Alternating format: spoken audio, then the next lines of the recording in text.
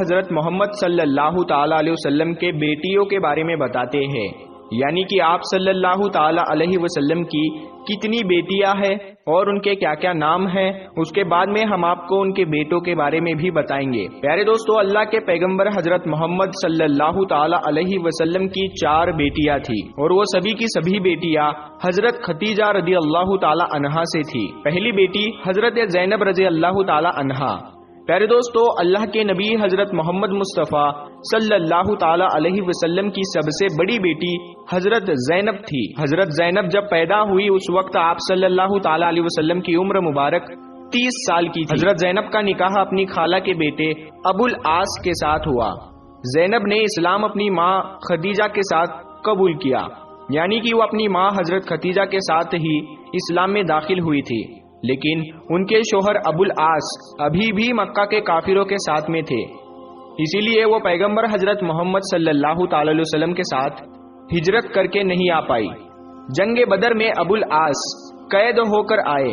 جب وہ رہا ہوئے اسی وقت وہ حضرت محمد صلی اللہ تعالی علیہ وسلم سے یہ کہہ گئے تھے کہ وہ حضرت زینب کو ہجرت کی اجازت بھی دیں گے۔ اس وجہ سے حضرت زینب مدینہ جانے کو تیار ہوئی، لیکن حبار بن اسود نے ایک نیزہ تان کر مارا، جس سے حضرت زینب نیچے گری اور ان کا حمل ساکت ہو گیا، یعنی کہ ان کا حمل ختم ہو گیا۔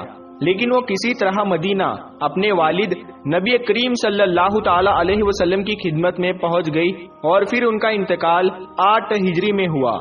حضرت زینب نے اپنے پیچھے ایک بیٹی حضرت امامہ کو چھوڑ دیا تھا، اور ابو العاص جب مسلمان نہیں ہوئے تھے تب کافروں نے انہیں اس بات پر بہت اکسایا تھا کہ وہ زینب کو طلاق دے دے، لیکن انہوں نے انکار کر دیا، اور پھر سیدنا زینب کے مدینہ جانے کے کچھ دنوں کے بعد وہ بھی مسلمان ہو گئے تھے۔ دوسری بیٹی حضرت رقیہ۔ حضرت محمد صلی اللہ تعالی علیہ وسلم کی دوسری بیٹی رقیہ تھی۔ پیارے دوستو، حضرت رقیہ رضی اللہ تعالی عنہا کی پیدائش اس وقت ہوئی جب حضرت محمد صلی اللہ تعالی علیہ وسلم کی عمر مبارک 33 سال کی تھی۔ حضرت رقیہ کا نکاح مکہ میں حضرت عثمان بن عفان کے ساتھ ہوا تھا۔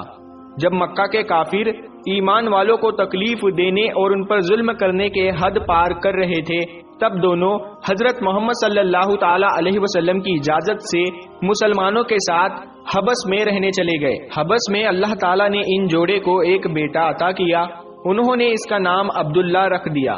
جب بدر کی جنگ ہوئی تب حضور صلی اللہ تعالی علیہ وسلم بدر کی طرف تشریف لے جا رہے تھے۔ اس وقت حضرت رقیہ بیمار تھی۔ ان کی تیمارداری اور دیکھ بھال کرنے کے لیے ان کے شوہر حضرت عثمان کو مدینہ میں چھوڑا گیا تھا، اسی لیے حضرت عثمان لڑائی میں شامل نہیں ہو پائے، لیکن اسی بیماری میں رقیہ کا انتقال ہو گیا۔ جس وقت حضرت زید بن حریث جیت کی خوشی لے کر مدینہ آئے تھے، اس وقت حضرت رقیہ کو دفن کیا جا رہا تھا۔ ان کے بیٹے عبداللہ ان کی ماں کے بعد 2 سالوں تک زندہ رہے۔ ان کی عمر 6 سال کی تھی کہ ان کا بھی انتقال ہو گیا۔ تیسری بیٹی ام کلثوم رضی اللہ تعالی عنہا۔ پیارے دوستو، حضرت محمد صلی اللہ تعالی علیہ وسلم کی تیسری بیٹی تھی ام کلثوم۔ دوستو، حضرت رقیہ کے انتقال کے بعد اللہ کے رسول صلی اللہ تعالی علیہ وسلم نے اپنی دوسری بیٹی کی شادی حضرت عثمان رضی اللہ تعالی عنہ کے ساتھ 3 ہجری میں کی۔ اسی لیے حضرت عثمان رضی اللہ تعالی عنہ کو 2 نوروں والا کہا جاتا ہے، کیونکہ ان کے نکاح میں اللہ کے رسول صلی اللہ تعالی علیہ وسلم کی 2 بیٹیاں آئی۔ یہ ایک ایسی نعمت تھی جو کسی دوسرے کے پاس نہیں تھی۔ لیکن 9 ہجری میں ام کلثوم کا بھی انتقال ہو گیا۔ ان کے کوئی بچے نہیں تھے۔ ام کلثوم کو حضرت رقیہ کے یعنی ان کی بہن کے ہی بغل میں دفن کیا گیا تھا۔ چوتھی بیٹی سیدہ فاطمہ رضی اللہ تعالی عنہا۔ حضرت محمد صلی اللہ تعالی علیہ وسلم کی چوتھی بیٹی تھی حضرت فاطمہ رضی اللہ تعالی عنہا۔ حضرت فاطمہ کا نکاح بدر کے واقعے کے بعد احد کے واقعے سے پہلے اللہ کے رسول صلی اللہ تعالی علیہ وسلم نے حضرت علی رضی اللہ تعالی عنہ کے ساتھ کرا دی۔ حضرت فاطمہ رضی اللہ تعالی عنہا کی 5 اولادیں ہوئی۔ نمبر 1 حضرت حسن، نمبر 2 حضرت حسین، نمبر 3 محسن، نمبر 4 ام کلثوم اور نمبر 5 زینب۔ میرے دوستو، سوائے حضرت فاطمہ رضی اللہ تعالی عنہا کے کسی اور صاحبزادی سے پیغمبر حضرت محمد صلی اللہ تعالی علیہ وسلم کی نسل کا سلسلہ نہیں چلا۔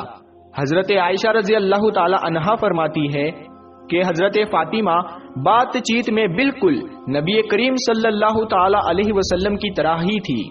پیغمبر حضرت محمد صلی اللہ تعالی علیہ وسلم کی وفات کے 6 مہینے کے بعد یعنی کہ رمضان 11 ہجری میں حضرت فاطمہ نے انتقال فرمایا، آپ اس دنیا سے رخصت ہو گئی۔ تو دوستو پیغمبر حضرت محمد صلی اللہ تعالی علیہ وسلم کی یہ 4 بیٹیاں تھی۔ اب آپ کو حضرت محمد صلی اللہ تعالی علیہ وسلم کے بیٹوں کے بارے میں بتاتے ہیں، یعنی کہ آپ کے کتنے بیٹے تھے اور ان کے کیا کیا نام ہیں۔ نمبر 1، سب سے پہلے بیٹے تھے حضرت قاسم۔ دوستو پیغمبر حضرت محمد صلی اللہ تعالی علیہ وسلم کے سب سے بڑے بیٹے کا نام قاسم تھا، جو حضرت ختیجہ سے تھے۔ جب وہ پاؤں پر چلنا سیکھ گئے تھے اور 2 سال کے تھے تبھی ان کا انتقال ہو گیا۔ نمبر 2، دوسرے بیٹے تھے عبداللہ۔ پیارے دوستو حضرت محمد صلی اللہ تعالی علیہ وسلم کے دوسرے بیٹے کا نام عبداللہ تھا۔ عبداللہ کو طیب اور طاہر کا نام بھی دیا گیا تھا۔ ان کی پیدائش مکہ میں ہوئی تھی اور مکہ میں ہی ان کی وفات ہوئی۔ ان کی جب وفات ہوئی تو کافر یہ سمجھ رہے تھے کہ بیٹا نہیں بچا تو اب محمد کا نام لینے والا کوئی نہیں رہے گا۔ تو دوستو اسی بات کے اوپر سورہ کوثر اللہ تعالیٰ نے نازل کی تھی۔ حالانکہ ان کافروں کو اپنی اولاد پر غرور تھا، انہی کا آج کوئی نام لیوا نہیں، اور ہمارے نبی کریم صلی اللہ تعالی علیہ وسلم کے نام لیوا آج کسی سے چھپے نہیں ہے۔ پیارے دوستو حضرت محمد صلی اللہ تعالی علیہ وسلم کے تیسرے بیٹے تھے حضرت ابراہیم۔ وہ بھی چند سالوں تک زندہ رہے۔ آپ کا 17 یا 18 مہینے میں ہی ہجرت کے وقت ہی انتقال ہو گیا۔ اللہ کے رسول صلی اللہ تعالی علیہ وسلم اپنے چھوٹے بیٹے کی موت پر بہت دکھی تھے۔ جب حضرت ابراہیم کا انتقال ہوا، اللہ کے رسول صلی اللہ تعالی علیہ وسلم نے کہا، حقیقت میں یہ آنکھیں آنسو بہاتی ہے اور یہ دل دکھی ہے، لیکن زبان سے ہم ایسا کچھ نہیں کہتے ہیں جو ہمارے اللہ کو ناراض کرتا ہے۔ حقیقت میں ابراہیم ہم تمہاری جدائی میں دکھی ہے۔ اس کا حوالہ ہے بخاری شریف۔ پیارے دوستو اگر ہم اللہ کے نبی حضرت محمد مصطفیٰ صلی اللہ تعالی علیہ وسلم کی زندگی پر ایک نظر ڈالیں تو ہمیں سیکھنے کے لیے بہت سارے سبق ملیں گے۔ حضرت محمد مصطفیٰ صلی اللہ تعالی علیہ وسلم کو اللہ تعالیٰ نے بیٹے اور بیٹیاں دیے، لیکن اللہ نے بچوں کو ایک ایک کر کے اپنے پاس بلا لیا، اور اس سے پہلے اللہ کے نبی کے ماں باپ، دادا، چاچا اور انہیں بھی ایک ایک کر کے سب کو بلا لیا۔ جب آپ صلی اللہ تعالی علیہ وسلم کو ان کی ضرورت تھی، ایک کے بعد ایک غموں کا سلسلہ پیغمبر حضرت محمد مصطفیٰ صلی اللہ تعالی علیہ وسلم پر پڑتا گیا، اور آپ صلی اللہ تعالی علیہ وسلم کی زندگی پورے انسانیت کے لیے ایک نمونہ تھی۔ اسی لیے اللہ کو سامنے رکھتے ہوئے آپ نے صبر کیا اور پوری دنیا کو یہ سبق دیا کہ اگر کوئی مصیبت تم پر پڑے تو اس پر صبر کیسے کرنا ہے۔